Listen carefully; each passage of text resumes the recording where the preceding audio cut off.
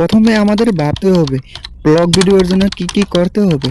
তাহলে চলুন। আমাদের মনে মনে একটা ডাউট চলে, আমার তো ক্যামেরা নেই, আমার তো কম্পিউটার নেই, কেমন করে ভালো ব্লগার হব? তাহলে আমার টিপসগুলো ফলো করতে পারেন। নাম্বার 1, একটা সাধারণ স্মার্টফোন। নাম্বার 2, যদি মাইক ব্যবহার করেন তাহলে মাইক, না হলে বাদ দিন। নাম্বার 3, স্ট্যান্ড যদি থাকে তাহলে বাদ দিন।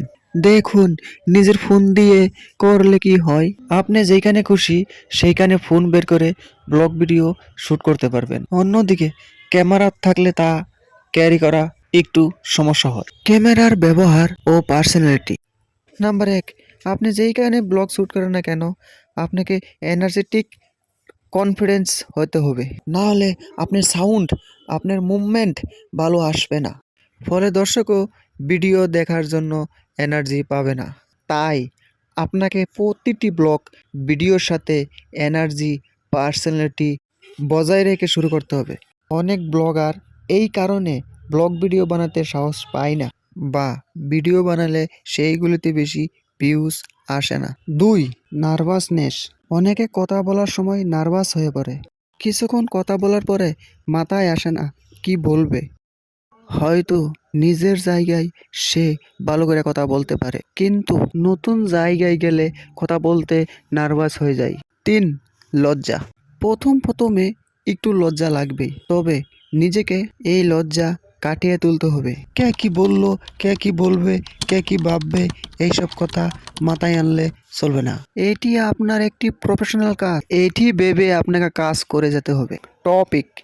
আপনি সব কিছু রেডি করলেন, এবার আপনার সমস্যা হচ্ছে যে আপনি কোন টপিকে ব্লগ ভিডিও বানাবেন।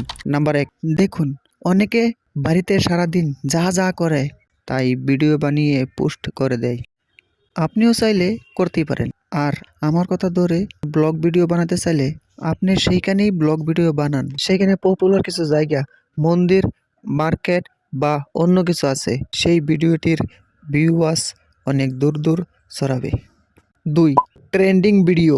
আপনাকে একটু সচেতন হয়ে ব্লগ ভিডিও বানাতে হবে, কারণ যখনই কোনো ট্রেন্ডিং টপিক পাবেন সেই টপিক নিয়ে যেইভাবেই হোক আপনাকে একটা ব্লগ ভিডিও বানাতেই হবে, বা আপনার ভিডিওতে 1 থেকে 2 মিনিট ইনক্লুড করে দিলেন, কারণ ভিডিও ভাইরাল হওয়ার চান্স বেশি থাকে ট্রেন্ডিং টপিকে। শর্ট। যখন আপনি ভিডিও শ্যুট করছেন তখনই মাঝে মাঝে সিনেম্যাটিক শর্টস অবশ্যই নিতে হবে। এডিটিং।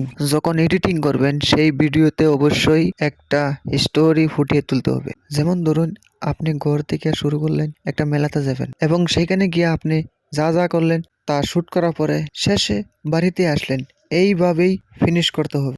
আর যদি আপনি ঘর থেকে শুরু করলেন আর মেলাতেই শেষ করে দিলেন, সেটা অনেকটা অসমাপ্তর মতো মনে হবে এবং সেটা ভালো দেখায় না।